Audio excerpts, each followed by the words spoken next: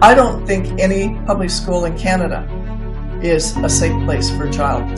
When we are not allowed in the schools, and we cannot protect our children, there's so much deviancy, and parents are just so oblivious. It's very sad. The activists are hell-bent in destroying any sense of morality that your child may have, and just trying to wake people up.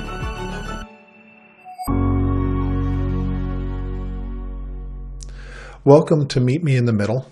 My guest today is Dr. Ann Gillies. Ann spent 25 years in private counseling practice, working extensively with trauma survivors, seeing lives restored and transformed. Ann retired from practice in 2019 to focus on advocacy and political reform for the traumatized, those struggling with unwanted sexual attractions, and for the most vulnerable, our children. Ann offers conferences and seminars about the causes, effects, prevention of, and responses to personal psychosocial conflict, and she publishes information on these topics. Her emphasis is on providing accurate and truthful information in the areas of trauma, attachment, gender, and sexuality. Ann and her husband Bob have a blended family of 6 adult children and are the proud grandparents of 12 beautiful grandchildren. Ann received her Ph.D. in Philosophy of Professional Counseling in 2013, Masters of Professional Counseling in 2000, and a Bachelor of Religious Education. If you like the work we are doing in this podcast, please subscribe so that you are notified about new interviews. Also, it helps us to provide the best content we can for you, the viewer. I met Ann at the Great Canadian Awakening in Whitby this month. Ann, welcome to the podcast, Meet Me in the Middle. I'm glad to be here, Tom. I'm always excited if someone wants to talk about stuff that is in my lane. So, we get excited and very passionate about the things that we feel very called to. So thank you for having me. That's interesting because for me, I feel like I have so many lanes that I want to talk to. I'm an expert in none of them, which is the point of doing the podcast, is so that I can get into the lane that interests me of other people that are really experts in this lane. And so, that kind of leads me really to my first question is, how did you originally get into the line of work that you've been in? You've been advocating for children. You've been in the schools, and we are going to talk about something that you just shared with me, a letter that you wrote to your school board. We're going to get into that. But I'd like to know, what was your personal motivation to get involved in this wokeism? I mean, there's so many ways that you could describe it, and I want to be careful to not describe it in a very, very clearly biased way. And I mean, I'll acknowledge I have some bias, obviously. I have, bias towards the love and protection of my own children. So I'd like to know, what is your personal journey and how you got started getting involved in protecting children in the way that you're protecting children? Well, it's been a long journey, and I completed our family story in December. I published a book called Damaged by the Predators Among Us. So our story is about basically being married to and the story of him and his boyfriends who sexually abused our children. I mean, their children. And so our story started 45 years ago. And, I didn't know, and this is, to my chagrin, that I had no idea what was going on when I was at work and when my children were alone with my former husband. I was so naive in the sense that I married him because I thought he loved me and I loved him, and thought we had this wonderful little family. And behind it all was this highly manipulative man who was doing all kinds of other things anyways. And so finally, I mean, he had had several homosexual affairs during the course of our marriage. And after about 2 or 3 years of marriage, he told me about the first one. And I made this cognitive decision to forgive him. He seemed, very repentant, if you want to call it that, and yeah, I just really, infidelity is infidelity. Okay. I'm going to stay with him for the sake of our children, and the absolute worst decision of my life, because it wasn't just me he was offending and, you want to call it sinning against. He was just so deviant in all of his behavior on every level. So I found that out, though, after I had divorced. And so I was a single mom with 3 children, and subsequently remarried to a man who absolutely does love me. And we've been together 31 years. He's a wonderful husband and a good dad, and a good dad to the children that he never gave birth to, so to speak. And so anyways, 2 months after we were married, my one son came to me and told me about this being sexually abused. So that's how it started. So that he told me that that would have been 33 years ago. So, and we went through the whole court process. My former husband was acquitted. It's a long story. It's all in my book. It's horrific, really. Anyways, and the story of my 2 boys who talk about their abuse. So they each have a chapter. So 45 years in the making to this day, in that sense. It's not a journey I would wish on anyone. You don't wish this on anyone, but it's the journey that I've had to take, and you get to make a lot of choices along the way. And one of them is that I ended up going back to school after I'd been married for a couple of years, because I really wanted to know. I had no idea how to help these traumatized children. I knew we were having lots of struggles, but I didn't understand what the root was. I knew they were abused, but parents don't know how to deal with that. Like, I didn't have any education or any understanding of that. So that's why I went back to school. I ended up, going and getting my master's and having a private practice, counseling primarily individuals, adults who had been struggling with childhood sexual abuse. And so complex trauma became my lane. My first book was about complex trauma, treating it, integrating theology and psychology, because I also have a degree in theology. And so putting all that all together. So it's been step by step. I would never have seen myself as an advocate in this, advocating for children, but kind of in a very low-key way.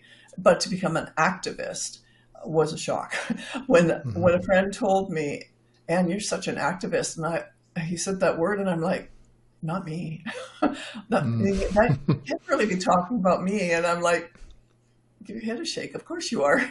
And now I just embrace it, because I'm like, hey, that's who I am, and I won't step back from that, because someone has to advocate, and it takes a certain level of activism to be able to even get people to begin to listen to you. So that's kind of how I got here. That's a long story.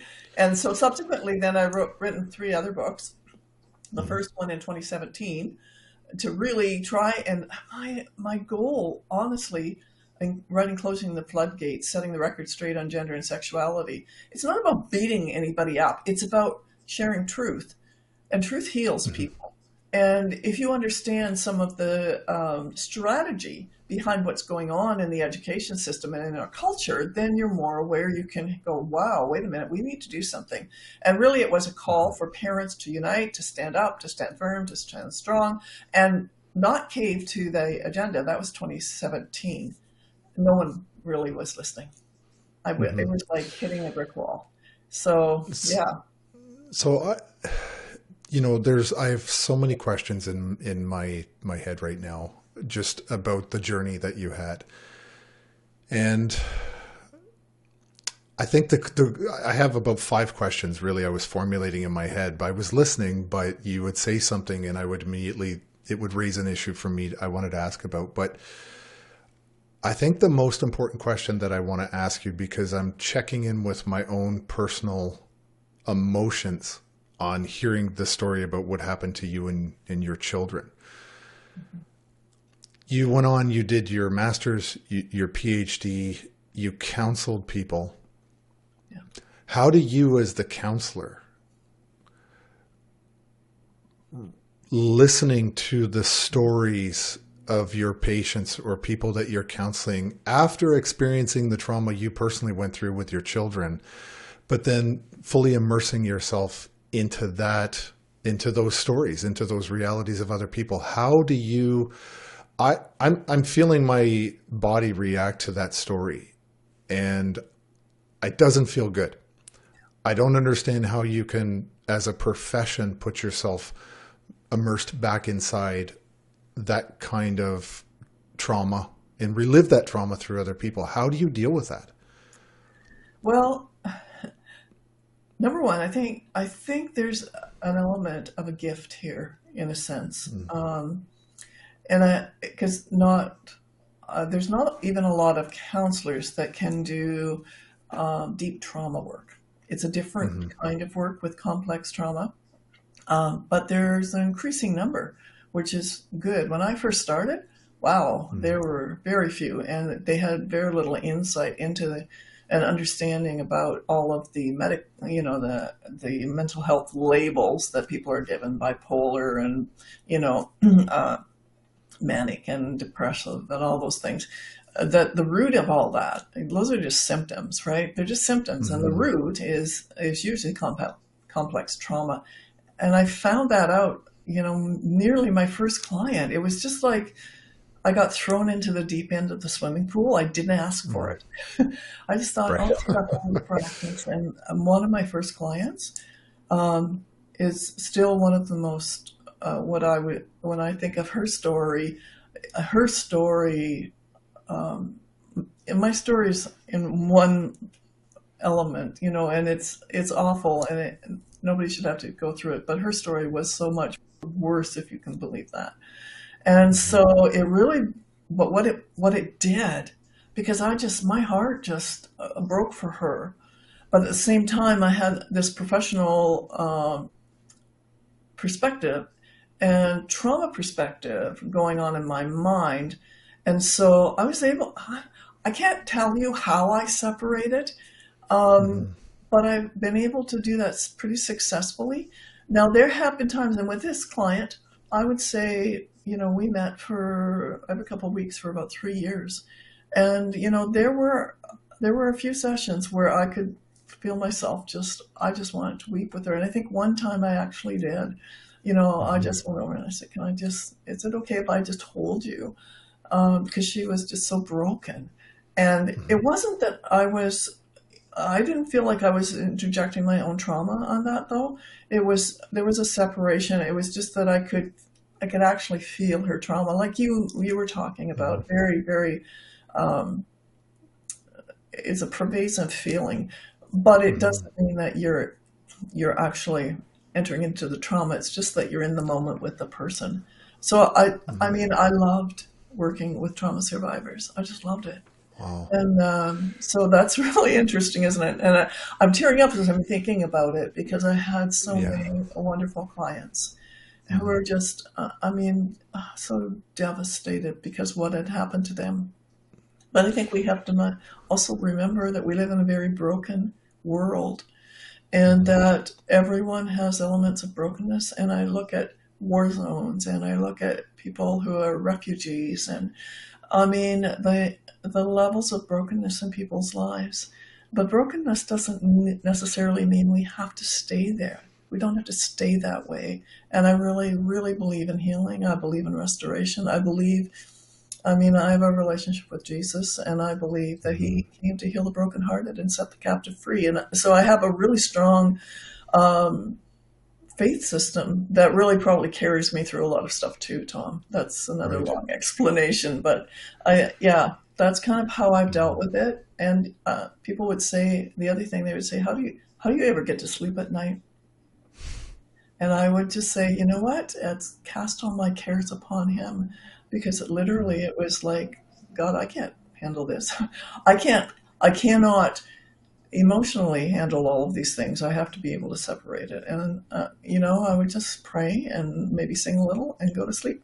And I've never, once I had nightmares about a client's situation. And that was one Wow. in 25 years.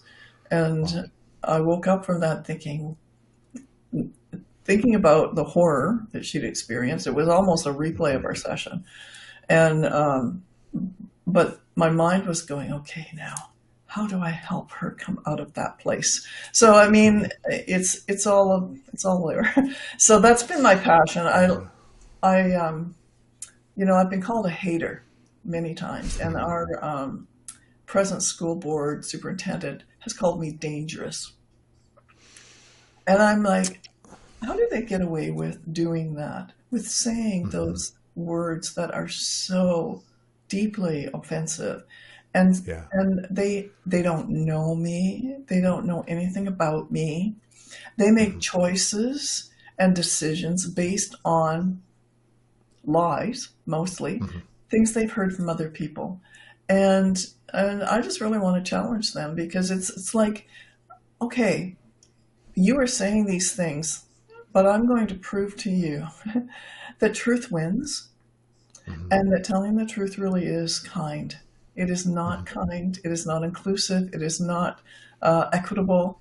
To do all of the things that our education system is doing to our children right now. So I'm going to not stop fighting. Yeah, you've done it to me again. I've got about 5 questions that I want to pick at. Okay, I've been trying No, to. but no, I like it. The show is about the guest. It's not about Tom. It's giving a voice to what other people are thinking, and having people like you come on and articulate maybe what they feel, but don't know how to put it into a proper framework to be able to explain it. Like, my hope is that people watch these kinds of episodes and say, listen, I was watching this show with Tom last night, and his guest said this, and this, and it makes so much sense. And I think back to Eddie Murphy. He did this skit, like one of his stand-ups in the 80s, and he was joking about people watching his show and then the next day going to work, talking to their buddies, and just butchering his joke altogether. It's true, but what I want is for people like you who are experts in this field, both personally and professionally, to talk about things that maybe people can't explain, but they intuitively feel, and then they can have conversations with other people. That's the value of even watching this. But also giving people a chance to make up their own minds with other sources of information that they may have gathered. But you talked about the schools, because we're going to get into the schools, but so far I've got a pretty decent relationship. My son's mother has a very good relationship with his high school. But, we got an email from the school even yesterday talking a big, long paragraph. It was kind of like an update of activities, what's going on. But the month of June is going to be the LGBTQ. There's so many acronyms or letters to that now, I can't even track any of them. And yet, she raised a good point when she sent me the email saying, there was not a single mention of Autism Awareness Month. The month of April is Autism Awareness Month. And if you look at, let's say, the statistics, just pure statistics, how many people in the school are on the autism spectrum versus how many people are identifying as, inside one of the acronyms, I'm going to say. And I don't say that to be disrespectful of LGBTQ, but the list has grown so bloody big that you can't track it. And I mean, even if you say it wrong, you're probably going to be smeared as some sort of a nasty person. But what I'm trying to get at is, we have many different causes, but this one is the one that gets the most fury. This one is the one that gets almost 100% of the attention.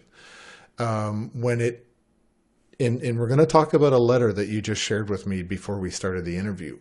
But when you talk about equity, I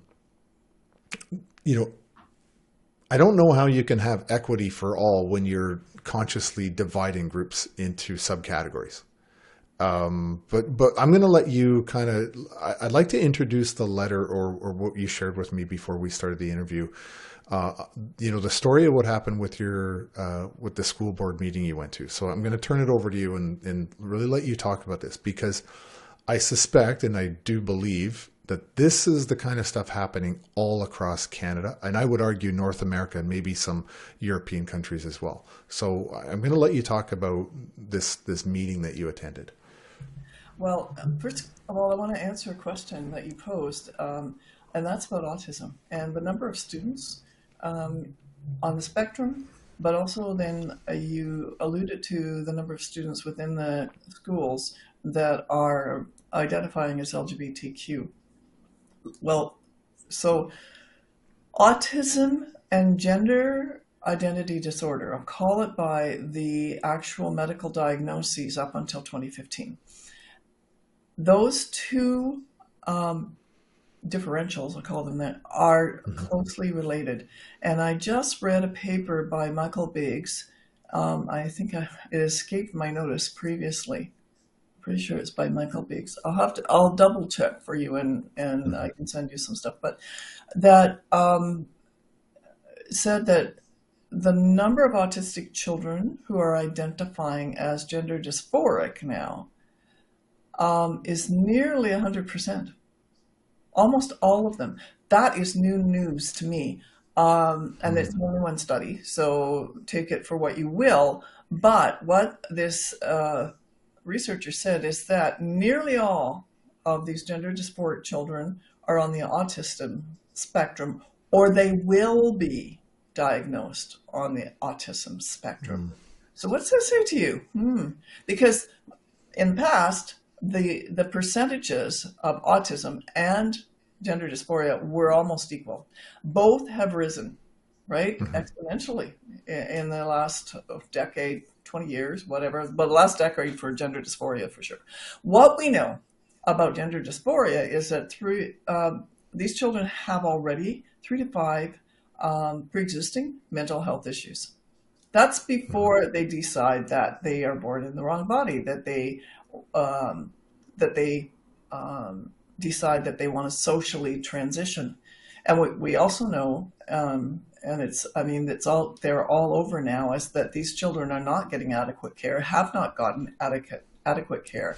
They spend half an hour to an hour in a doctor's office, and then they're put on puberty blockers. So I'm just finishing, I hope to finish it next week, a book called Dangerous Affirmations.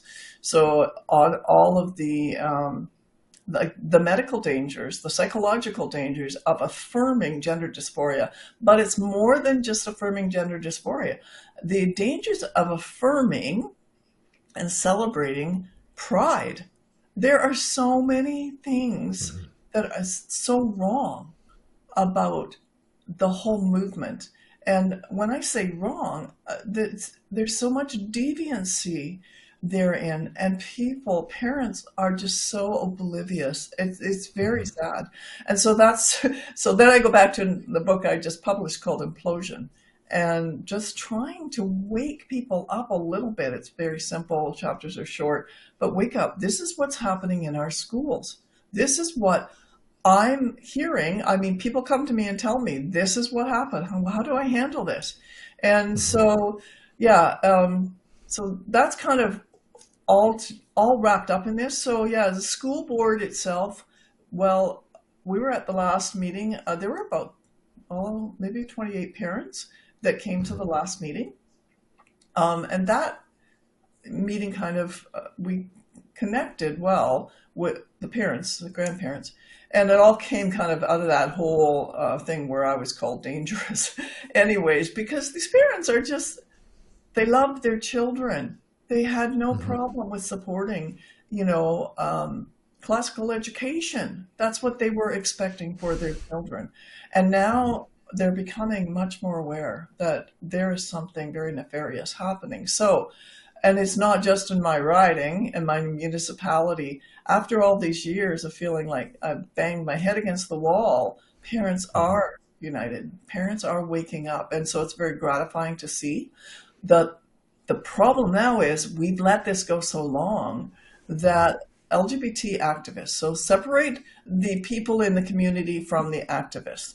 Now, some of them are both, but the reality is the activists are hell-bent, and I'll say this right out loud, they're hell-bent in destroying any sense of morality that your child may have. Your views and values do not matter. They do not care. That is not what they're about. They only are there to promote their own views and values. And because it has become so integrated into the education that unless the trustee has a really solid moral compass, there is no way that they are going to not capitulate to this whole ideology. Without a really strong moral foundation, teachers are barraged, and the trustees are just inundated with this stuff. And you're seeing it in reference to Pride Month, and but our children are getting this every single day, week in, week out, and their brains are being affected. Number one, it starts with confusion. Like a child innately know, right from wrong. You ask a small child, who took some cookies out of the cookie jar? And you'll get immediate response. Mostly it's like, not me, Mom, not me. We know when we've done something that really doesn't line up. Internally, we know that. And yet, and we're very good at rebellion from the very earliest ages. But here we are, we're instructing children in very nefarious things, that sexual things that we have no right dabbling in with our children. And the ultimate goal is now, with the radical gender theory, is to queer everything. That means to turn everything normal upside down, all normal morality, male, female, husband, wife, family. The deconstruction of family is really at the top of the list. And so we're living in this age. And because we didn't get on board and recognize it earlier, we are going to have the battle of our lives for our children. That's what I believe. And I think it's pretty evident. But I don't believe we have a choice. We either lay down and die and let our children die, because they will be ultimately annihilated through the course of all of this. Anyways, go ahead, Tom. The thing that really burns me the most is the fact that, this is going back to Nazi tactics in terms of indoctrinating children. We separate the parents. Yeah. Then we use the school system to push an indoctrination agenda. And, we're seeing the irony of this is how insidious it is. You're seeing what I would say supposedly heterosexual school board members or trustee members socially terraforming the morals, the ethics, of values of children, and telling the parents to back off because you're a bad person for not letting us do this brainwashing stuff to your children. You're not allowing us to brainwash your children, therefore you're bad, back off. We're going to stop permitting you to come into these meetings and asking questions. Like, they're doing all these things to legitimately indoctrinate children.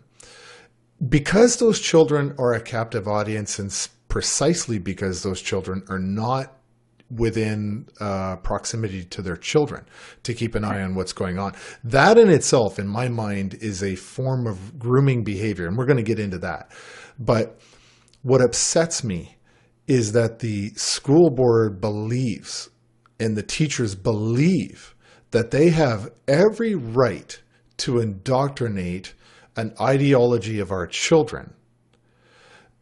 And we as parents should not be pushing back. And I'm sorry, but I don't take my children, and I've said this many times publicly before, I don't take my children to their teacher when I need their teeth cleaned. I don't take them to their teacher when I need to put a cast on their arm because they fell and broke their arm, right? I don't take them to the teacher when they need surgery, okay? But yet we're seeing the schools now, and we saw the schools intervening in some pretty grotesque ways, and I would argue also vicious bullying behavior on the part of school teachers, principals, and boards towards children for the decisions that their parents were making to protect their health. And yet, what kills me, truthfully, is the number of teachers that go along with this indoctrination stuff. Teachers that supposedly went into the profession because they liked being educators and they believed in developing the future of this country through education with kids. And yet they are complicit at destroying the moral fabric of this country by regurgitating a ideology that they have no business discussing with children. That's right. And yet they're doing it for a paycheck. Well, that disturbs me. Oh, yeah, it always disturbs me too. I understand the need to bring home the bacon, so to speak. But this goes back years, because this didn't just happen overnight. And I remember, I think it was about 2016, maybe early 2017, when one of my relatives came and was talking. Oh, it must have been I just published Closing the Floodgates, so early 2017. And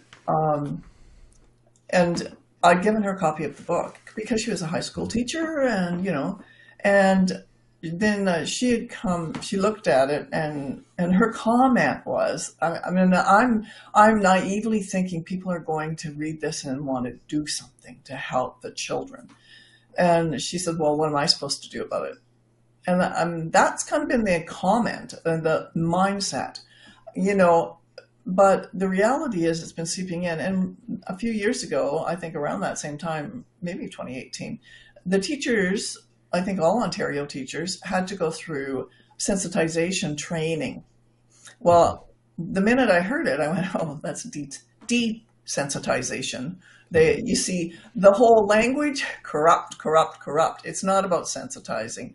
It is about desensitizing teachers and schools to moral concepts, to biblical concepts. Oh, you can't dare say that. They threw the Bible out how many years ago?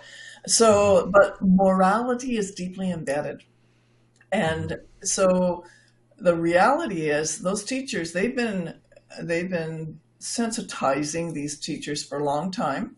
And many of them initially, I believe they would have been going, wow, I don't know about this. But they sat there. They sat there and let it happen. And this is what I have against them. Why couldn't they? Because they could have stemmed the tide. It would have still, felt like a tsunami at some points, but they could have stemmed it. They could have made parents aware. They could have instead of keeping their mouths zipped about everything that's going on in the school, they could have been talking to the parents, which is what they should have done, right? Parents have been put in a closet, the door's been locked. You do not touch these children. They belong to us. And that's the whole Nazism thing. Just like you said, Tom, that's exactly what's been happening. And so when we talked last time, there had been a group, which hopefully your viewers will check out, called the Get Real Movement. And I found out about it coming into our schools locally, and I kind of made parents and grandparents aware of it. And the reality is that this kind of stuff is happening in every school, and yet parents aren't made aware. And if they, well, even the trustees weren't made aware it was a Friday at 5 o'clock, 4:45, that they got the notice. I think that's what it was. And then, of course, the event was Monday. And then another one on Tuesday, and another one on Wednesday in different schools. And so there it goes. There's no time to evaluate, to critically look at this and go, what is this all about? And if you checked out the Get Real Moves website, it's a whole lot deeper. I mean, it's very sweet. It looks very nice. It's very inclusive, like you said, Tom. We'll get to that. Inclusive looking, but totally discriminatory.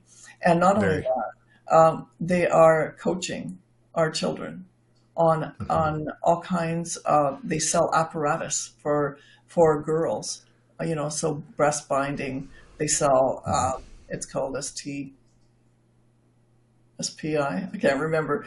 Anyways, it's basically a fake thing that girls compete through. They're selling all this stuff. Tell me that is not grooming. I mean, this is ridiculous. And yet they're in our schools. And the next step, I believe, will be drag shows, because it's all covered. You see, what people don't understand is the umbrella, the big LGBTQ umbrella, is all encompassing, and it includes drag, and behind them all are pedophiles. So there you go. That'll. So even my son's high school, to go back to them, we as parents received an email talking about a workshop that was going to take place, but it was a voluntary attendance to the workshop if students wanted to. There was two of them. One was to talk about the stereotypes of masculinity. So of course I perked up with this one. Yeah. Then the other one was for STEMs. It was for STEMs, women or students who identified as female to participate in this STEMs thing. So I emailed the vice principal. I got a great response. He followed up. I was very happy about that. But the question that I had, in fact, we had a phone call. I said, look, I'm not attacking you, so but I'm trying to be very precise with what is going on here. Because I said, what is the stereotype of masculinity? Because I wasn't aware that there was a stereotype of masculinity, and I'd like you to explain to me, what is the stereotypes that you want my son to come and participate? He didn't know. He had to go back and research and figure out what was going on. But I thought, this is the kind of stuff that you better know what the hell you're talking about before you send this out to my children.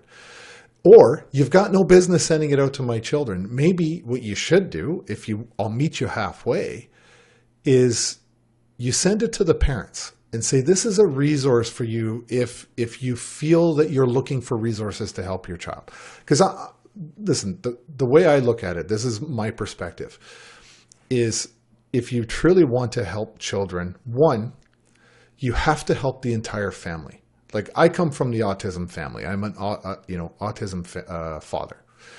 And this is not you don't have an autistic child. You have an autistic family. Mm-hmm. Okay. It is important for people to understand that there's a big difference there. And so if you have a child who, identifies as a certain way, then you need to recognize that this is not a child issue. It's a family issue. So I think the services and the supports and the help should go to the family on an individual basis, as a collective family way of helping everybody. I don't think it's even remotely appropriate that we say, okay, there might be 1% of the population within our school who identify as something other than heterosexual. So we're going to indoctrinate the other 99% to make that one feel good. And we're going to full on indoctrinate you into the ways of that community.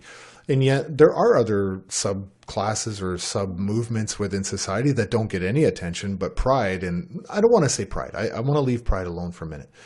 But, I think that sure, the school is an avenue to get the proper services in proper care under the guardianship of legal guardians and parents. so that the parents are participating in the help that their child might need. The parents can also make decisions that they believe is in the best interest and advocate for their children. That's what they're there for. That's what the point is. But when we have a school system that deliberately and actively says, parents, you're not welcome. That's right. You get out of here. You're not welcome. You're a bigot. You're a racist. You're a homophobe. You're dangerous to the rest of the student population. If you dare, I mean, look at what happened to this person named CB out in British Columbia, who did 6 months in jail because he was involved in a case like this with his own daughter. Anyway, I'm talking too long, but I as a parent am very, very hypersensitive and on the lookout for these things in my children's schools.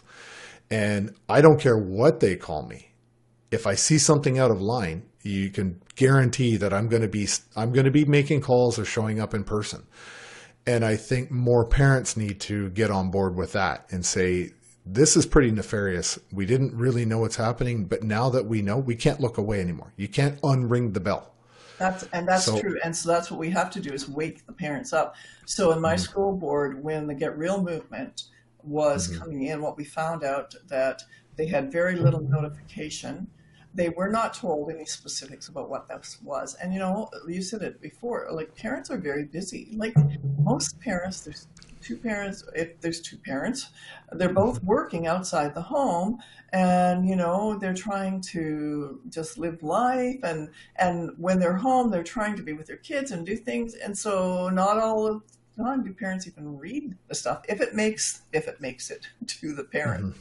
But what happened was, because I kind of blew the whistle a little bit on this, that parents called the school board, called the school. They tried to go to the school to get in the meeting. One parent, this is what one parent told me, but I would totally believe this parent. The principal told the parent, well, this isn't like a field trip, and this is a curricular information. This is part of the curriculum, and therefore not allowed to come in. Well, I want to be able to go, this is a taxpayer school. We pay taxes. We need to know what our children are being taught. And if I want to sit in the darn classroom, I'll sit in the classroom. There should be no condition, no situation where a parent is prevented from participating in their child's education at a publicly funded school. There's no situation where the parents should be told, you cannot come in here and be here. That is absolutely ridiculous. So here's the other thing. So then another parent went to the school, didn't call, just went, and was met at the door and told no, they could not come in. The doors were locked. They were not allowed to go into the auditorium to view what the children were hearing. And so that just riled me right up. I mean, I'm like, how dare they? What do they have to hide? Well, what do they have to hide? What is the secret here? And then I heard from students. And so this is kind of third-hand information. But what they said is that they were told from the platform, they were herded into the auditorium, and they were told that they could not leave the room for any reason. Are you kidding me? They had now, it was mandatory that they went. That was the first thing. Lots of them didn't know what they were going to. In fact, probably none of them really understood what they were going to. And so we have gays, lesbians, and bisexuals, and transgender, cross-sex identifying individuals sharing their stories, sexualized stories, to our children as part of, and I'll just say this, part of grooming, part of this whole, when they say it's curricular, it's in every part of the curriculum now. And so that's where the indoctrination comes in. And then they have these special people coming in. They're paid $300 a day. They are not professionals. They are not teachers. They're coming in. And I don't have a problem with a non-teacher coming in to tell the child. I mean, my one son, he likes everything amphibious and snakes and all. And so sometimes he would go into the school. He had a big boa constrictor, and he had all kinds of, scorpions. And he would take them into the schools and talk to the kids. Okay. But the parents knew, the children were not made to stay in those classes. Can you imagine if you had a boa constrictor and you made your child stay, the teacher made the child, whoa, what an uproar. I mean, the kids loved it because it was kind of hands-on. It wasn't a biology class or science class. Anyways, fine. But it wasn't sexualized. It wasn't the information they're doing now. And so the other thing that Get Real movement does, in my estimation, is pave the way now to bring drag queens into the school. Because that's the next step. And it's all under the umbrella. Everything is good and it's inclusive, all under inclusivity, which brings me back to this whole letter that I wrote the school board. So I better stop there, but we have to really push back, because when we are not allowed in the schools, tax-funded schools, and we cannot protect our children, we don't know what they're hearing, we're not allowed, and Lord knows you'd never be allowed to videotape it. I mean, there are too many secrets, too many lies, too much propaganda. All of it needs to go. And because it isn't going to just be eradicated, parents need to get their kids out of the public school system, because their brains are neurologically being changed, they're being corrupted, and they're so confused, they're so depressed, their grades, their marks are down, overall everything in all of the other subjects are just are really struggling. And because we have brought all this stuff in. So inclusivity doesn't mean, just embracing everyone and making everyone the same. That's just so wrong. So I think that's where we need to really identify things. So yeah, I decided to send a letter to the trustees and Stephen Lecce and just begin to really go, okay, I don't think you guys have a clue what these words mean that you say. I want to, before we get into that, because it's important that we do, there's a couple of comments I want to make. Doug Ford, when he was running, was talking about kind of changing the sex ed curriculum brought in by Kathleen Wynne. Yeah. But then the NDP introduced a bill. I can't remember the specific number of the bill, but it was all the wokeism. It was written by an NDP. It was unanimously supported by Doug Ford's party, and it passed through no problem. Now, it was almost on, it was coming close to the end, but because of the election last year, anything in the pipeline had to go back to the very beginning. So, but he was fully supporting this wokeism in the schools. And all the gender ideology, the anti-racism, which we all know is racism. And it's so, from a government, from the provincial government's point of view, they're more than happy to push these agendas right down into the lowest level of school systems. Now, the one thing I do want to mention, you touched on, it kind of cued me to comment on this. If you look at a case like Josh Alexander in Renfrew, Josh goes to a Catholic high school. He's 17 years old, and his father is a veteran, an Army veteran, but a public school teacher, and so is his mother, public school teachers. Josh was the first one in the Catholic school, and I highlight this, the Catholic school, because, I want to talk, where is our moral compass from the Catholic school system? He was pushing back and protesting allowing men into female spaces like washrooms and change rooms. And he was pushing back and protesting against that. The public school loaded up a bus of teachers led by a principal, sent those teachers to Josh's school to counter-protest students. This is how bad the indoctrination is amongst the school teachers. So they protested against Josh's protest. Now, both Josh's parents, Josh's father is a military veteran and now a teacher. Both Josh's parents have been put on unpaid leave by the public school board because of the actions of their son who's protesting against women having protected spaces. Yeah. This is the level of absurdity we're seeing amongst the school boards. And then now you got this other one. She finally resigned. She was a school board trustee in Oh, yeah. Ontario, who said that Christian men are the most dangerous creatures on the face of the earth, or something along that line. And she's a trustee at a Catholic school board. I'd like her to say that to the Pope, by the way. Yeah, yeah, exactly, Tom. Listen, yeah, all of this stuff, because they've had years of assimilation into this, and they honestly, the level of education, well, indoctrination that the teachers themselves have been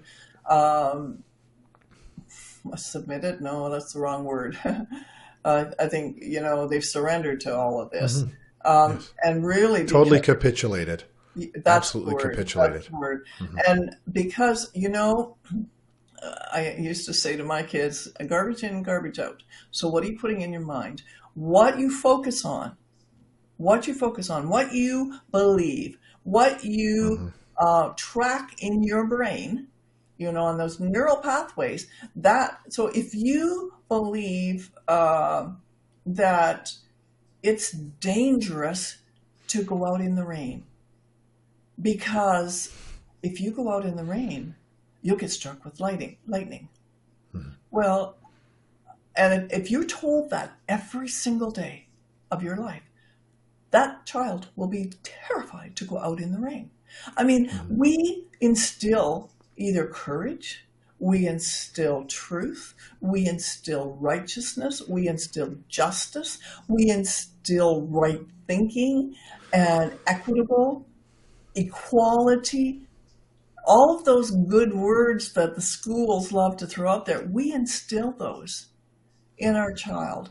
And those things all track neurologically in their brain, and they end up directing the course of your life, basically. So what you believe, you end up practicing, basically. I mean, that's a really simplistic way, but it directs our mindsets.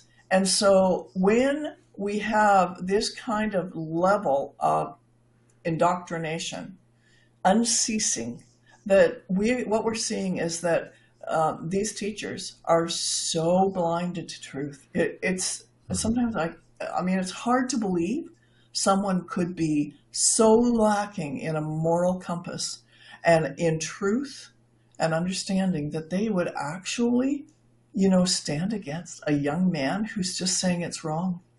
And Josh, he simply started this by standing in front of the girls' bathroom because the girls were complaining about boys putting on skirts and going into their bathroom. Listen, as a parent, if I had a daughter that had this happen in her school, I would be there so quickly like a dirty shirt. Now, it might embarrass my daughter a little bit, but I would be standing in front of the bathroom and say, "You're not coming in. You are not coming in. You are male. You have a penis. You are not going into the girls' bathroom for any reason. Any reason. Yes. You skirt off in the boys' bathroom. Let's just deal with this." And the whole gender dysphoria thing, I'm not suggesting these children don't need help. They need help, not to transition. They need mental help. They need psychological help. And that now has been kind of ratified in UK, Sweden, Finland, Norway, and most recently in Australia. They have all pulled back from affirming the carte blanche. You just have to affirm the child, tell them that, yep, they're right, and get them on puberty blockers really quickly. That they've all pulled back. And Tavistock, of course, has closed, the largest gender clinic in the UK. And because psychologists and psychiatrists are saying, this is not good for children. Puberty blockers are a disaster. Cross-sex hormones are creating monsters of our children. And finally, we have some, parts of the world waking up, and Canada is on steroids, pushing. And if we don't, PEI in particular, PEI is going full steam ahead on this, right? They're really quite aggressive. Yes, they're it's all very about money. aggressive. It It's is. all about money. It is. And Yeah, our, I wouldn't want to have children in the school system of PEI at no, all. I don't think any public school in Canada is a safe place for a child. Now, there are some that are better than others, and some have teachers who have not succumbed, but they're the in the minority, and they have to keep that hidden in order to keep their jobs. And you go back to how did this all happen? Well, the teachers were blackmailed into accepting all this originally. Hmm. Let's face it, if you don't do Yeah. this, you will not be allowed to teach. And Do you know now, when yeah, sorry, I want to touch on that because right after I was fired from Georgian College, there was it was just kind of coming in. It was during the time of COVID, but there was training that teachers were expected to do in the colleges, and you had to go through the gender affirming training, all the wokeism training, yeah, and you had to sign a document to say that you agreed with it. And if not, your job was in jeopardy. It's like, you can't force me to adopt an ideology yeah, and then threaten my job, right? That's just one more form of coercion that this government has gotten away with, right? And yet a lot of people said, look, I don't have to believe it. I'll play your game. I'll sign the stupid thing and move on. But the challenge now becomes the corrupt unions, especially the teachers' unions in this country, are so pathetic, so inert. They're the lapdogs of management and the government, and they serve no value to their members. And these unions, the teacher unions, keep doing stuff that the teachers don't believe in, but yet the teachers just roll over and say, whatever, man, don't bother me. It's like your job. If you want to instill morals, ethics, and values in children, then for the love of God, would you just find your moral courage and lead by example and defend these kids through every one of these ridiculous wokeism things? The teachers need to come together, take a stand, bypass their unions, go right to management and say, we're ignoring the union, but we're going to unify ourselves and push back against this. But they don't, because they're cowards, they're sheep, yes. and they have no moral courage of any kind, and they go along at the detriment of our children so teachers can pay their bloody mortgages. And for all of you teachers maybe listening who are doing nothing and saying nothing and going along and believe that I don't know what I'm talking about, or I can't empathize, I don't see. I was a teacher and I got fired for standing my ground on things that I believed in. So don't give me that crap. And yes, I have children and I have bills to pay as well. Anyway, sorry, that's my little rant. Well, you rant. See, the issue, Tom, is that here it's so deep and it's so deeply embedded. And the reality, and I've been saying this for a while, and then I heard Jordan Peterson say it, and went, ooh, this is good. But LGBTQ is the new religion in Canada. And what I would say, if you do not sacrifice on the altar of their religion, you are annihilated. You're canceled. You are, called every name in the book. You lose your job. This is the new religion. And so when you talk about them morally, they believe they are on the moral high ground. They believe it. They have been so blinded to truth. They actually believe they're on the moral high ground. It's very much like 1933, Yeah. and then you And I read George used to see, Orwell, yeah, I would be in meetings and I'd hear teachers brag about teaching critical thinking, yet be completely void of being able to do it themselves on Oh, any of these social engineering agendas. It well, just, I yeah. just found out that, I'm behind the scenes on what is being taught in education, that there's no longer any debate clubs. There's no debate clubs in our high schools. Well, my oldest son loved debate clubs. Mm-hmm. It was a pain. I mean, we would get into it and we would have great conversations because we're both very stubborn. We're both very opinionated. And the best conversations. And when he first got married, his wife was like, okay, are you guys going to be okay? Yeah. We'd just be, because it's good. It makes you Mm-hmm. think. right? It makes you think, wow, that's a good point. Mhm. I would never really tell them that, but Yeah, yeah. but you know what I mean? It was good. It really developed critical thinking, and you had to come to debate club with your stuff in line. You better have done your research. And, Mhm. now critical thought, well, heavens. And then there's the whole issue of oh gosh, my brain, it just left me. Common sense. Mm. Oh, that actually, that term is not allowed in some schools. You cannot say that. I heard that out about 4 years ago out west, that they at one of the colleges they had banned that phrase. Like, oh my god. Okay, do you think it's way Uh, past? So the pendulum, Tom. The pendulum's mhm. gone too far. But I mean, I think there is some good news because parents. It's unfortunate, and so many children have been so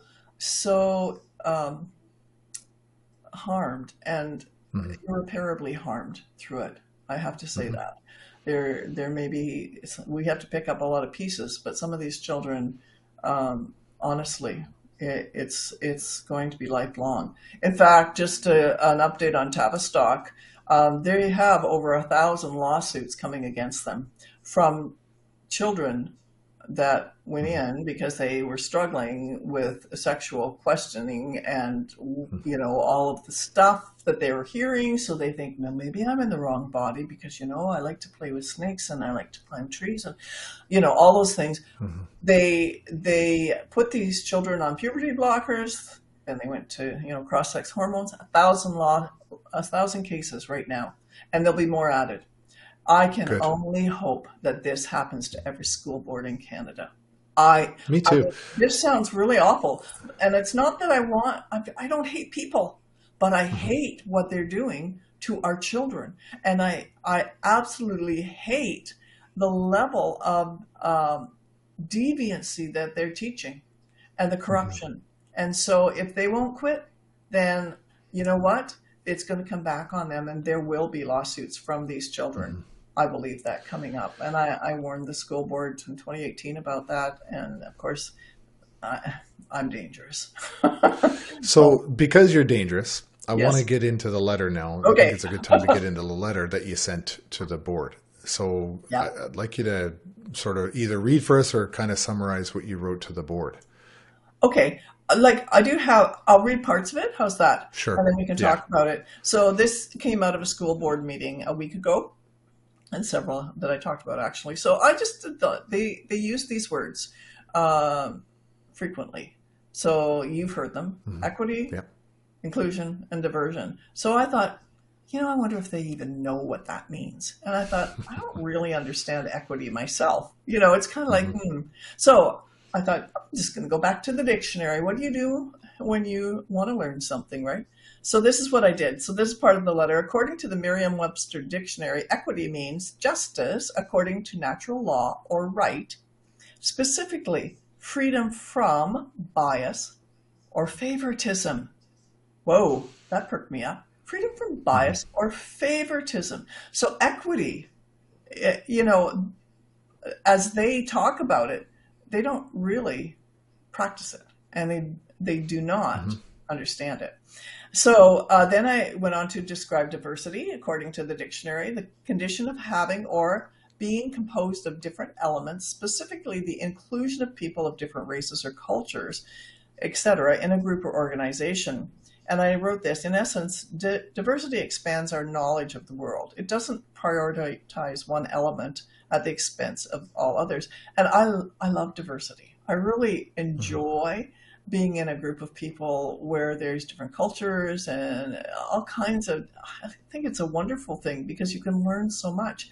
But I sit here, therefore, for clarity, what embracing diversity does not mean is agreeing with a particular ideological interest and or religious convention in isolation of other worldview or dissenting voices. Like I get to have my values just as much as anyone else. And that's not what they practice in the school. No, because if you express your values, you're a bigot, I a homophobe, That's right. You're an extremist, an extreme right wing. Yep. Um, I'm so over the right and left wing thing. I think really this comes down to good and evil. Well, I think so. I don't care. I don't care about right or left anymore. I just don't. Well, there's And bad then on both sides, actually. Wrong on both sides. there are. But I just, you know, I'm reminded of a situation that happened. I was asked to, when I was teaching, because I was a part-time teacher for 2 years trying to get the full-time gig. And I was asked to interview to teach math in the cabinet making program, of all things. Okay. Math. And I had to teach a class on an online interview. Had to teach the class 15 minutes about, a math subject. I was given the subject, teach about board feet. So I do my lesson. I nail it within like a second left. I'm told you can't go under, you can't go over. I nail this lesson. I answered all the questions, and you know why I didn't get the job? It wasn't because I couldn't teach the subject that I was asked, but because I didn't answer the diversity questions properly. Right? Because my answers were like, listen, I'm not looking at all of the diversity. What I'm doing is I'm here to provide the knowledge that I'm being paid to provide, yes, which is math. Math. I'm not here to talk about gender ideology with cabinet making students. I'm here to talk about math. I'm interviewing for math. You missed it. You could have been Michaela Lemieux. Hello. Sorry, I had to put that in there. Oh. But I didn't get the teaching job in that particular class because I was already there as a part-time teacher, but I didn't get that particular class to teach because I fell down on, I had wrong think in terms of my diversity and equity and equality and all that stuff. I'm like, I'm here to teach math. Math is kind of, it's non-binary. Math is either it is or it isn't. Yeah. Okay. So anyway, sorry. Well, let me go on about diversity. It's important, right? Because diversity allows us the opportunity to appreciate the parts of the culture that may seem foreign to us. At the same time, it gives permission to critique areas that might be objectionable, such as repressive regimes. Further, diversity as defined gives us the ability to view people as human beings, to love one another, and to engage in healthy conversations without having to accept the entirety of another person's political, sexual, or religious views. This is how a functioning democratic society is supposed to work. You see, true diversity is not what is being espoused in the school system. It's not. And we know that, but calling them to account on it. And then I have a couple more things about that. Because I said here, there is a definite move to suppress the thoughts, ideas, and speech of anyone who might call into question the intentions of specific groups, such as Get Real, and all of those things.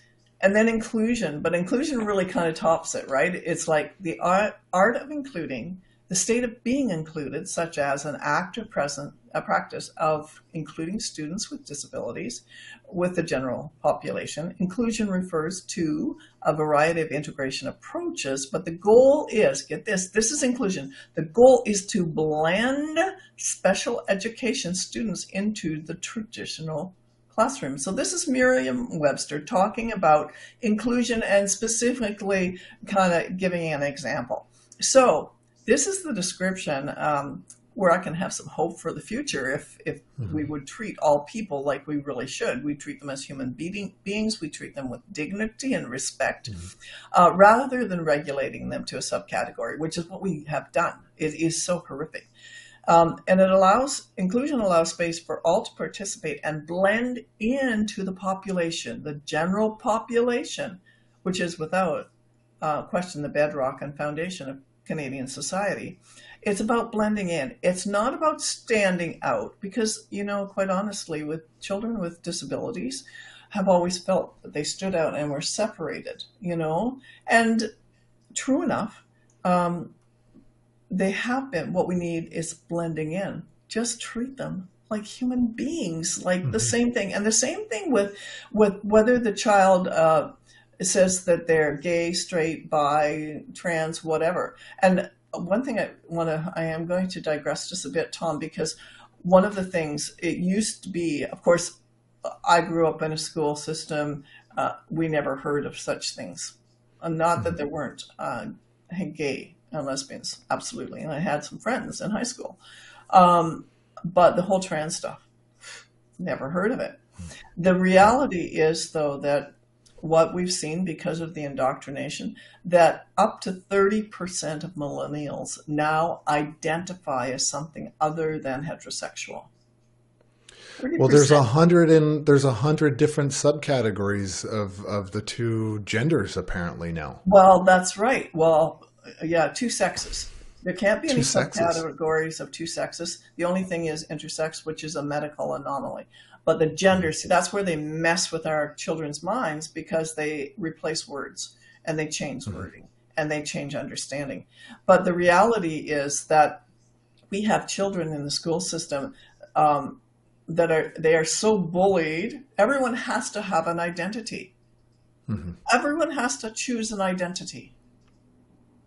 Leave our kids alone. They don't need to choose anything. You know, my kids identified by their last name. I'm a Gillies. When I married the second time, my children changed their last name. They didn't want to identify with their biological pedophile father any longer. They came to me and said, "Can we change our last name to Gillies?" And so Bob and I talked about that, and it's absolutely, you know, that was a new identity for them. It helped them, actually, because my husband has a good reputation, solid, raw, you know, kind of salt of the earth guy. Does everyone like him? Probably not, and they like him less because of me, the poor man. Anyways, no, he's loved by all. But, you know, don't you tell our children how they need to identify. And so these children are bullied into choosing some kind of identity. I mean, the vast majority just go with bisexual. It helps them escape any controversy. But this is so wrong. They don't need to identify. So I identify as a Christian. I find my completeness, my dignity, my place of finding where I really find total love, total acceptance is in my relationship with Jesus Christ. So, I mean, that's my choice. You may make a different choice. Good for you. That's fine. Don't tell me that I have to choose to identify differently. Anyways, I won't go into all that. But, you know, this whole inclusion thing is so corrupt. I think so, too. Because from my perspective, I'm looking at it, I'm saying you've got this ideology that has the philosophy that this is a zero-sum game, meaning I can't have what I want unless I take it away from you. Oh, yeah. Right? That is not inclusion. That is not diversity. That is an all or nothing proposition. It means I can't have what I want, which is to go into a female's washrooms, unless you give up on having your privacy. I mean, you look at Riley Gaines in the States, the swimmer. Okay, the vilification of what this community has done to her, when, you know, she's been called a domestic terrorist. She's been called all sorts of vile things. She was a top athlete, record-breaking, world-class, Olympic qualifying swimmer. Okay, and she spoke out about the fact that she trained her entire life and made an enormous amount of sacrifice. We're talking hours a day in the pool before even commencing her studies. She's got a degree. She was studying she wanted to become a dentist. She's had to take time off to fight back against this. But, you know, in order for the, let's say the right-wing extremism to be hypocritical about using that term right now, but the extremism on the right on this issue, she is expected to give up her womanhood and her ability to compete in a woman's sport. You don't see her fighting and taking away a man's right to swim against the men, but you see a man who's mediocre at best going in and competing against women. And I'm sorry, but I think the simple solution, just off the top of my head, is if you want a trans sport, have a trans sport. Have 3 categories if you really need to. If you want to level the playing field. Yeah. It doesn't mean you take away from a woman and you rewrite the definition of a woman that you possibly can't even come up with defining, ask Matt Walsh. But the thing is, for me, is like, okay, we're going to have men's sports, we're going to have female sports, and we're going to have trans sports. You guys can have your own subcategory, and if anybody watches or participates or views that or becomes a fan, so be it. But you can't take away the rights of others for your own benefit and then claim diversity and inclusion and equity. And that's exactly what they're doing. And the moment you step out of line with their ideology, they don't have an argument. They can't come back with studies. They can't come back with sound logic. All they can come back with is name calling and what I refer to as cancel conversation vocabulary. They call you a bigot, a racist, a homophobe, a misogynist, just like what our prime minister refers all of us as, who disagree with liberal ideology. But it is not a zero-sum game. You can't take from people and expect diversity and equity. It is illogical even at best. But this is what we're vilified if we apply logic to illogic. Well, and it has all the makings of a cult, right? I mean, that's it does. The whole issue. Absolutely. So, it always runs through my mind, why don't we see trans men? So we have girls that decide they want to be boys. Why are they not competing against the men, the male swimmers? Exactly. Hello. Exactly. Because they wouldn't have a hope in what? Yeah. Because there is biological components that come into all of this. And of course, the whole woke idea is to eradicate any sense of biology, any sense of, we want to change everything. And for what reason? So that we can capture a culture to do what we want with them, because we've already captured their minds. They think like we think. It is so pervasive. Let me finish reading this. So, So I raised the case of students with disabilities or special needs. It would not be expected that the entire school population become disabled in order to include students with special needs. But that's what we're expecting. The whole student population must have an identity, within the spectrum, the whole umbrella spectrum. And so, but we wouldn't expect that out of special needs if the whole population decided to, agreed, somehow disable themselves, right? But using the same analogy, inclusion then is not about creating a special population, which is further segregated because of alleged differences, but rather inclusivity is being respectful of the rights of every student, staff member, parent, trustee, so that schools can be safe and welcoming places for everyone. Our students that are kind of sitting back and going, well, I don't like the boys going into the bathroom, or they are not safe to speak out. They are not safe. They are bullied. And not only that, what's happening because of all of the ideology that has seeped so far into the minds and hearts of children is now we have young boys in their early teens, they get the testosterone hit. And because they have been told all sex is good and all kinds of deviant sex is good, we are seeing a real upsurge in child abuse, young teenage boys molesting, kindergarten students, early grades, boys on boys, like a lot of it's boys on boys. Because sodomy is the thing, right? That's the whole thing, really. And so we have all of that. Oh, that's a word I shouldn't say. We shouldn't use that word. Well, fire me, whatever. Yeah. I mean, the reality, we have to get to the reality of what's going on here. And the sad thing is that we're seeing a lot more aggression on the school, in schools, outside of the schools, in the homes. Children are becoming more and more sexually aggressive because it's okay. They're taught that every kind of sexuality, any kind of sexual expression is good. Mhm. and it's all equal. Well, Yeah. that's not true. So it creates a very unsafe space for our Mhm. children in the school system. I'm sure you're aware of this UN WHO document that has surfaced recently in the media about the UN WHO's desire to teach sexuality to toddlers up Birth. into high schoolers. Yep, Birth, right yeah, from birth birth. to like, if You're you read born. it, it's disgusting. It's Yep. sickening.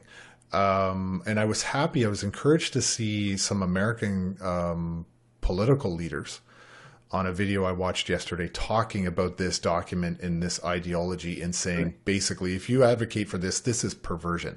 This is disgusting. So Yep. I get encouraged every once in a while when I see a politician actually do the right thing. And the American politicians are more likely to do that than our, you know, Canadian. Canadian ones, are pathetic Canadian politicians.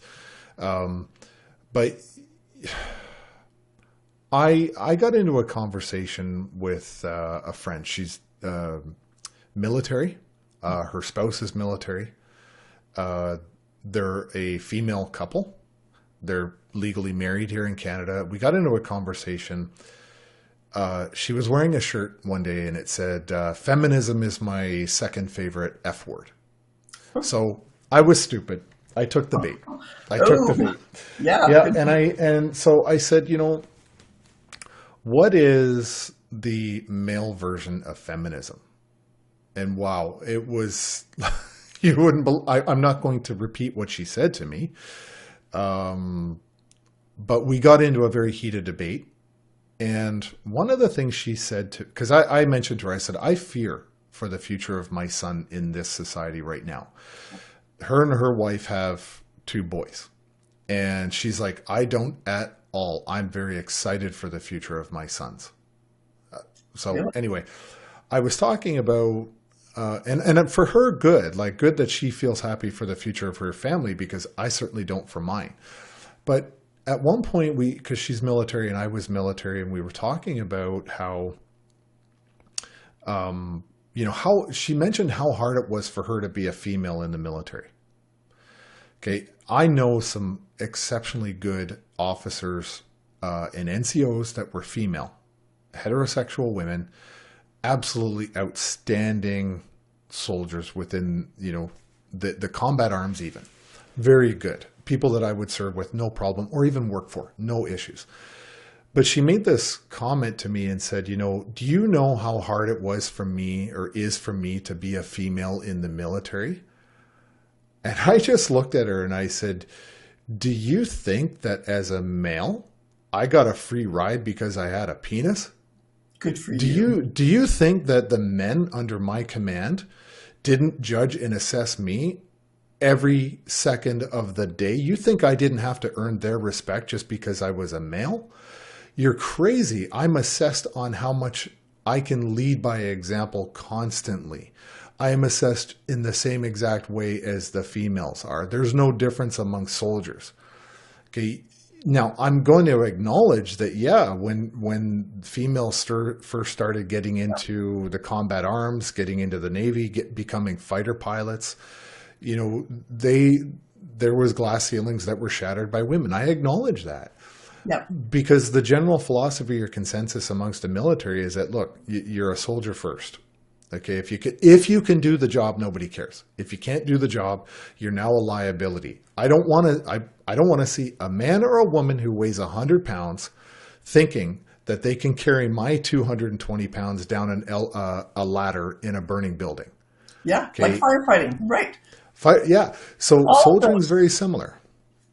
Yeah. Very similar, right? But to say that, to believe, and then the conversation devolved where I said something to the effect of, I've had visible minority soldiers and women in my command. In fact, I had one of my female soldiers was killed in an armored vehicle rollover. And I said, I see a soldier if you can do the job. That's what I see. And she looked at me at my table and said, that is racist thinking. Oh, for goodness. I'm so sick of hearing those kind of things. Yeah, Tom, I'm so sorry. That's just garbage. I push garbage. back. Because she doesn't have a foot to stand on. You see, Yes. All they can do is call names. She doesn't have a foot to stand on. I No. judge people by their character, Hmm. not their color, not their. I mean, do I? I have some ethical issues. I Hmm. have some biblical issues with some lifestyles. Hmm. So other people have that about me. Like, get Hmm. over yourselves and Yeah. quit this victimization. Hmm. The reason that she has a problem, I would suspect, isn't necessarily because she's female. No. She, No, she, she's a chip on her shoulder. She has to prove hmm. something that, as a lesbian, this is probably the actual issue Hmm. that she doesn't feel accepted. Okay, let's get over the feelings. Hmm. There's lots of places I go that I don't feel accepted. That doesn't negate Hmm. my value. If I let it Hmm. negate my value, that's my issue. And this is her issue. Her issue. Yeah. And as an officer, in the Canadian military, nobody's going to care about her family dynamic. They're going to look at her and say, yes, ma'am, no, ma'am, and they're going to do their jobs. And it'll be a long time before anyone realizes what her family dynamic is. And Yeah, she will have long made that first impression as to her suitability to lead people. that's right. But And God forbid in my own home, I ask a tough question. And then what is the response? I'm a racist. yeah, Like, you've got nothing. Anyway, I want to talk a little bit about, you do workshops. You I you do. you host workshops. I believe in your church, or do you host workshops in the schools if you find a courageous one to Well, invite you in? they won't let me in. It's No, told. no. Um, that I would love to. I would love to be able Hmm. to tell the truth to our children. I'd love to tell my story, not the Hmm. graphic details, because Yes. we're encouraging these people, paying them to come in to our schools to tell their sexual stories, and the good, the bad, the ugly, and Hmm. yet someone like me who actually has a story to tell. Um, a deeply troubling one would not be allowed because Hmm. it doesn't fit the agenda. So most of the workshops I do, I've done some at local community centers. I can't publicize, of course, because you can't do that anymore. I would Yeah. have Antifa sitting at my door. But most have been in churches, Hmm. been very sporadic in that because it takes a special kind of pastor because while the whole population, out there is woke, at the same time, we have churches that are very much in that same place and they're fearful. Pastors are Hmm. fearful. And that's what I found, when I thought, Well, hey, we've I've got a solution. You just, yeah. just listen to what we Hmm. can do. Here are the issues and here are some of the Hmm. things that we can do if we stand together. Hmm. But I found it very quickly that most pastors and congregations are very fearful. And then, of course, we have so many that have actually totally capitulated to the Hmm. LGBTQ. And so there goes any kind of biblical sexuality or morality training. If you were to look at the last count that I had about the churches, Christian churches across this country, we're up to 71 that have either been burned or badly vandalized, or even minorly vandalized. In the Catholic Church has had quite a hard time in the media the last couple of years. They've been Mhm. under attack for historical things that have gone on. We've got uh, sorry, the indigenous residential schools. Right. The mass graves that were found at the residential schools, which has led to this all-out assault on Christian churches. There's a growing body of evidence to say that these burial grounds at these churches from residential schools were not from child abuse, but just over time, these were children that died of diseases and other causes. I mean, like, I don't really want to get into that too deeply because I don't have all the facts on this, but I know that there are two sides to that story. But what we're seeing is the Christian churches across this country are being deliberately targeted, and yet we're not seeing any results out of any police investigation into that. In fact, our prime minister said, well, it's understandable. Yeah. Now, imagine if 71 mosques or synagogues or Oh, anything were targeted in that same way. You know, he would be the first one to vilify people for being Islamophobes, right? And he'd be probably getting his RCMP to investigate that to the fullest extent of the law and setting up a task force. But when Christians are being attacked, it's understandable, well, right? because we are actually supposed to be carrying the moral Mm-hmm. mantra, right? Mm-hmm. And for decades, for centuries, we did that.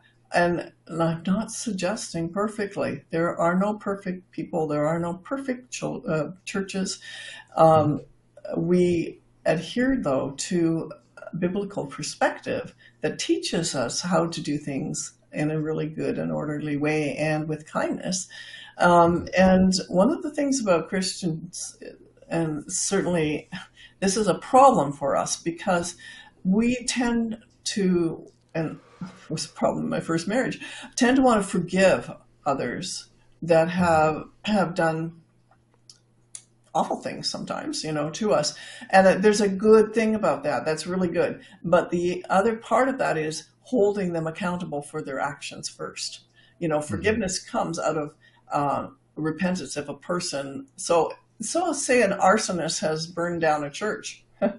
and then decides, well, he has a moral conviction that what he did was absolutely wrong, and the church is still gone. The church is still burned to the ground. um, the congregation is still there, unless they were all inside the church, which so far hasn't happened, thank God. Mm-hmm.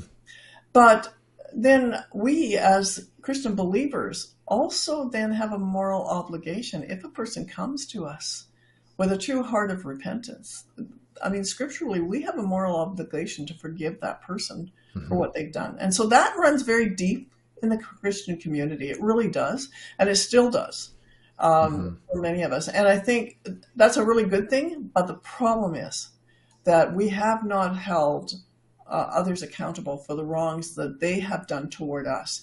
And this is a huge thing. And where our prime minister and his lack of diversity, he doesn't understand equity, diversity, and inclusion at all. In fact, he probably does on one level.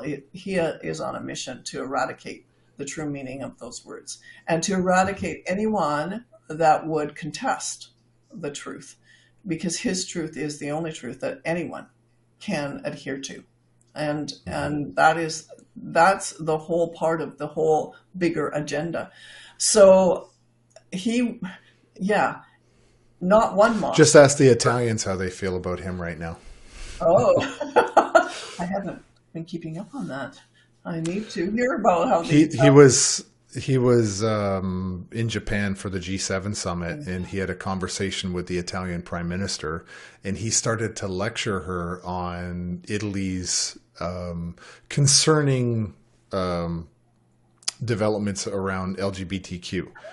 And the look on her face was pretty priceless. And the newspapers referred to him. They showed a picture of him in blackface and said they're not taking moral whatever from this buffoon. They actually called him a buffoon in their Wow. papers Well, we because need he a lot is. more. But yeah, Good yeah, for them. Good for them. We yes, should be calling him that, because this is the thing.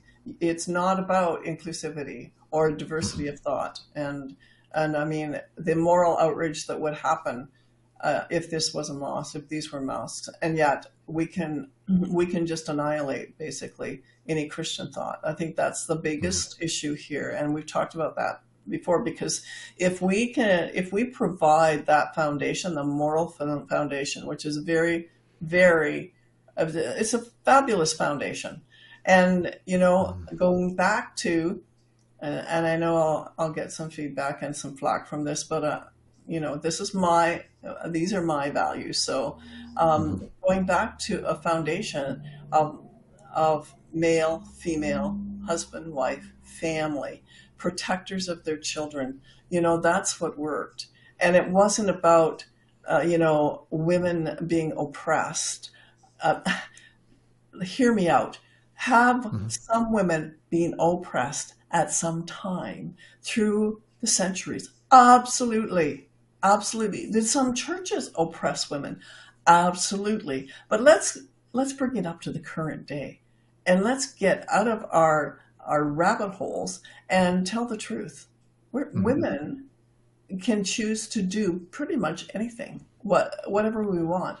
But the very best thing a woman can do Hmm. is raise her family. This, and it's a man's job too. I'm not negating that, Hmm. but there's something very special and very precious about the mom, and that very natural ability to bond with their child. I mean, it's just such a beautiful thing, and Hmm. that attachment, and that's the bedrock. That's the bedrock. Family is the bedrock of society. And Hmm. so deconstructing the family has been going on for 50, 60 years, and there's been great success at it, and look where we are today. And so Well, Christianity represents all of yeah. that, and so that's why it is Hmm. such a blight Hmm. in Canada And I right would now. I would also suggest that the deliberate emasculation of men Yes, has been a very strong agenda that has always been sort of a subtext in the whole other plot. you're But right. if you were to look at sitcom shows, Yeah, I you've know. always got like look everybody loves Raymond. What is it, King of Queens or whatever? You Yes. look at all of these shows for 30 years. It's typically been the man who is the star of the show, but he's always been considered a jackass, and his wife is the one who runs the house, wears the pants, and he's just the buffoon that does his thing. It's supposed to be a bit of a sitcom or whatever, but if you look at, like, do you think John Wayne would have ever tolerated being treated like he is on, some of these shows? No.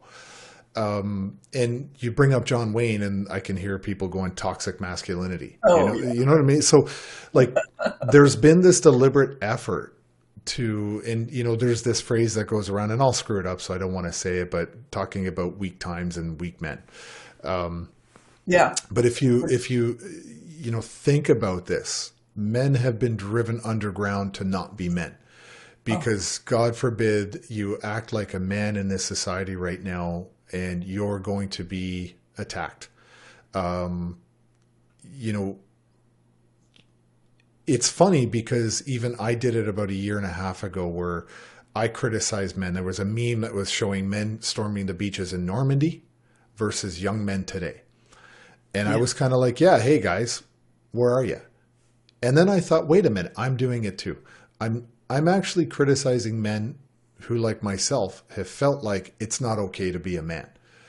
Yeah. And if you consider the fact, like a lot of women, I hate to say, the feminist movement has been very strong, and That's women want their share of the pie, and they want men home raising the kids equally and all that, which I personally, I don't have a big issue with whatsoever. But you can't emasculate men over the last 3, 4, 5 decades and then be upset because the men aren't storming the beaches of Normandy anymore. Like, this is where I get into the zero sum game again. It's like you're taking from the man to give to the woman, but now you're mad at the man for not being a man. and see, this is so much. I have four boys. My oldest is Hmm. 46. And Hmm. you know what? I didn't know any better. I just raised my boys to be men. Tough it Hmm. out. Now, Yeah. I mean, if they were really seriously beating each other, of course not. Hmm. But, Yeah. and my girls actually were rough and tough girls too. Like, Hmm. come on, we're not going to mollycoddle everyone. And Yes. that our whole society mollycoddled. I mean, uh, you stub your toe and we have to go to the doctor. Like, come Hmm. on, folks. Yeah. And I'm I, not talking yeah. about ignoring children. I'm talking Hmm. about let's face reality. We want to prepare these children for life. We want to prepare them for the workplace. And boys need to be allowed to be boys. The school Hmm. system has so corrupted that. I mean, remember way back when, I don't know what school it was in Ontario. anyways, they wouldn't allow the kids to play soccer anymore because somebody might get hit by the ball. I was livid. I'm like, for goodness sake, I'm My sorry. yeah, yeah. Like, My son's elementary school forbid them from wearing shoes with laces because it was a tripping hazard, and they could only this was his elementary school only allowed to have Velcro shoes. instead of, you see, this is how stupid it is. Teach them how to do up their shoelaces. If they Hmm. trip, that's a consequence of their own behavior. This is oh, okay. I I That's what you, believe I believe this very strongly. When you remove adversity, yeah. challenge from a child's life, when you remove all the great learning opportunities in life, they grow up to be adults that cannot handle adversity. Yes. And from everything that I've read and I understand, it kind of leads towards the being a quitter, and at Or some point depression. not being able to depression, not being able to handle rejection, Yep. suicidal ideation, and people that are not prepared to fail. And I believe truthfully in my deepest core of my being that failure should be celebrated and not looked at in scorn. Because I think when you fail, you learn more. You learn emotionally, you learn the logic, you learn the skill, you learn through failure more, because it's a whole of body experience and mind experience to fail than to succeed easily the first time. And so when you remove adversity from children, they are not going to be adults that can handle rejection or failure. And I would almost argue, when you remove adversity, you don't create an adult who accepts responsibility for There you their own go. action. I think what you do is you create a situation where you've removed adversity from me. Now as an adult, now everything is your fault and I have done nothing wrong. Yes. Okay, well, let me take this a little bit further, or go back a bit and talk about equity versus equality. Mm-hmm. Because what you're talking about is what has been so driven into our children, this whole equity, which means that everyone is equal. Mm-hmm. So we're all equal. That means we're all the same, kind of, as well, which is a total wrong thinking. But that means that we all have equal outcomes, which, hold it. So let me just talk a little bit about that. So equity, though, means sameness all across the board. Equality, on the other hand, means we're all invited to the table. We're all invited to the race. Anyone can enter the race. It's equal in that sense. But there will only be one first prize. Mm-hmm. And the first prize goes to the one who runs the race well. And why does that person run the race well? Practice. There's some genetic composition. Listen, I could trip over my own feet. I know where I'm speaking. I might be lost. I have long legs and could trip over my feet. But you know what?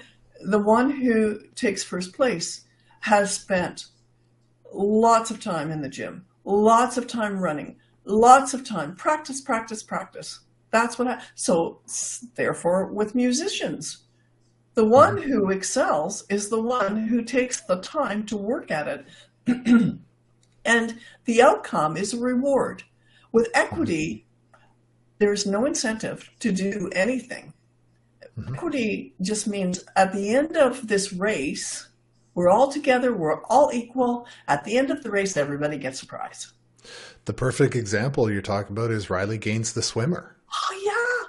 Well, our schools have been doing this, though. You see, this is all, for the last, I remember when this started. Well, not when it started. I probably was too late. Well, like 25 years ago, where, we started little bits at a time and making all children unilaterally equal. We have to be equal. Well, we're not equal. Some have incredible intellectual ability. Honor that. Celebrate it. Help that child excel. Another child may be very artistic. Help them excel. Another child may be very athletic. But we want to have them all the same. And then the outcome's all the same. It just removes all incentive.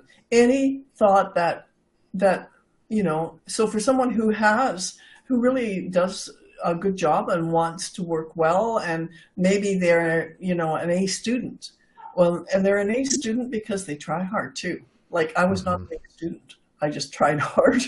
Hmm. um, and you know what, sometimes I used to think, oh, I wish I'd have gotten a better mark on that, I tried so hard. But I got the mark I deserved. I wasn't top up Hmm. here in some subjects. I was better in some than other. And don't talk to me about math. I don't want to hear it. Yeah. I, D- I stink at math. You know what? This is just reality.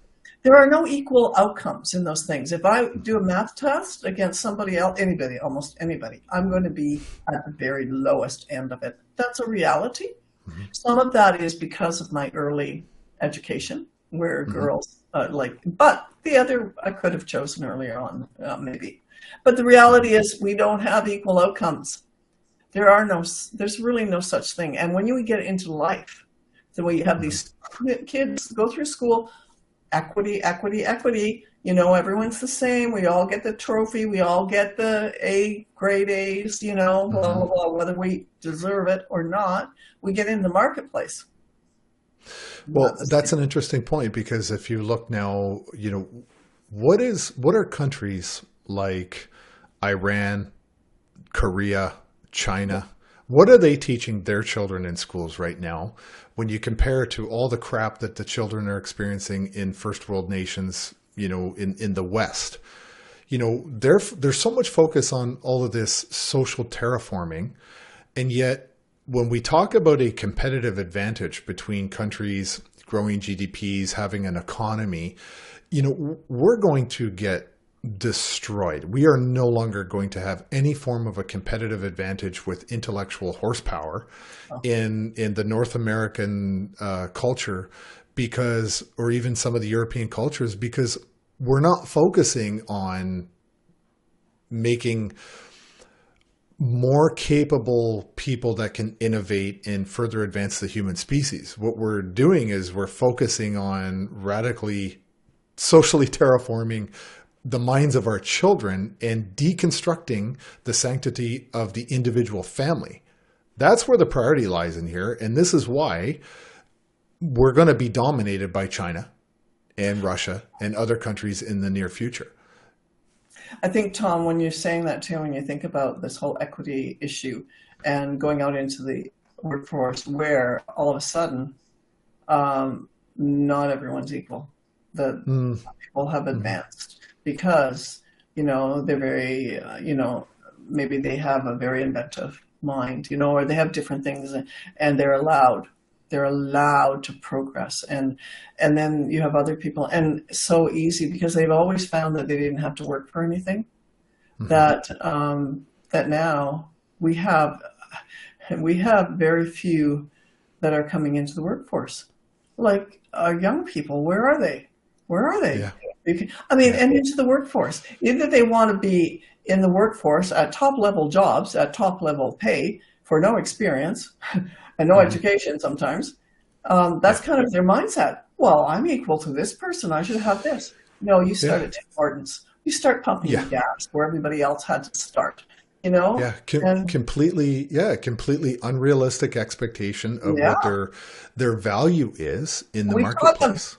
We That's taught what our them. schools taught them. Yes, yes, So absolutely, yeah, so absolutely you true. should get your children out of the school system. We should have all pulled our kids out 20 years ago.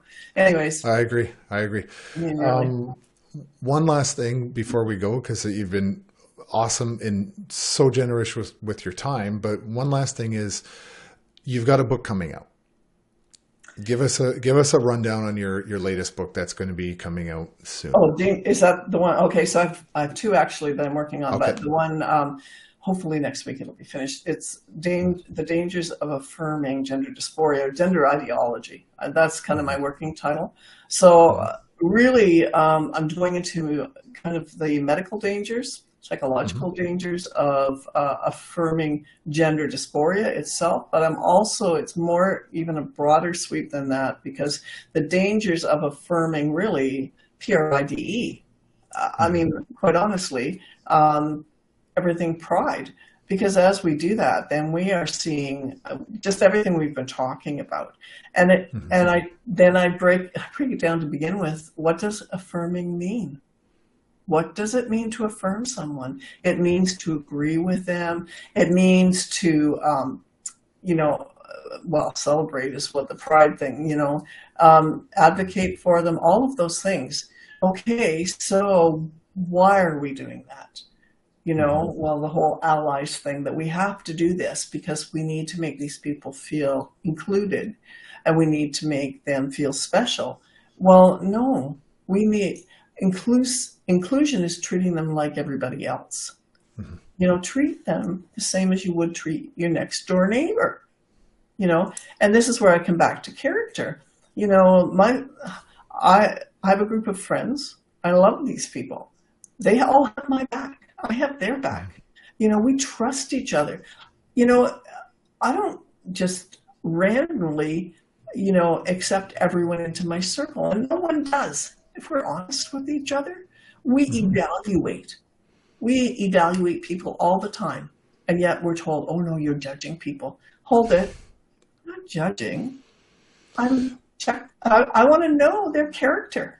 That I need to know that. Our very species to survive has to have that skill. Absolutely. Absolutely. So, all of those things. So I'm covering a lot of different things in Dangerous Affirmations, that kind of that running short title.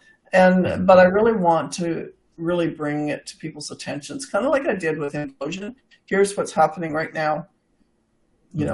Are you awake? Do you know what's happening in your schools, what's happening in the culture? And then this one is more specific with gender dysphoria, the transgender ideology, but then the bigger picture of radical gender theory, which and then that opens the whole door of pedophilia, because that's what radical gender theory is, queering everything normal in sexuality, right, and putting it upside down, and then blaming parents whose children might have been abused or have been abused for panicking over sexual abuse, because it's the parents' fault because they got upset about it. That's the bigger trauma. Yeah. So there's so much out there. So it'll all be in this book. Hopefully I can get it kind of. Right now I'm struggling with where to put things. So I have to get it figured out. Well, I'm not done my book either, and I'm struggling too. Where can people find you online? Yeah, if they go to restoringthemosaic.ca, that opens up my website. You can sign up for a newsletter, and that keeps you up to date. Every 2 or 3 weeks I send one out. And my email's there as well. So it's restoring.the.mosaic@gmail.com. So and we'll post the link in the description too. So I really want to thank you, and to let the viewers know, this is actually the second time we've done this interview, because we did it a week and a half ago and the record didn't actually happen. More my fault than anything, I'm sure. But, it was great again to talk to you and to do this interview. So thank you so much for agreeing to come back and do take 2 on this interview. And thank you so much. And I really look forward to having you back on the show. Thanks, Tom. I really enjoyed it too. It's very good talking with you. You've got great ideas, great questions. So I'll come back. We'll talk again. Awesome. Thank you so much, Ann. Thank you. Okay. Bye-bye.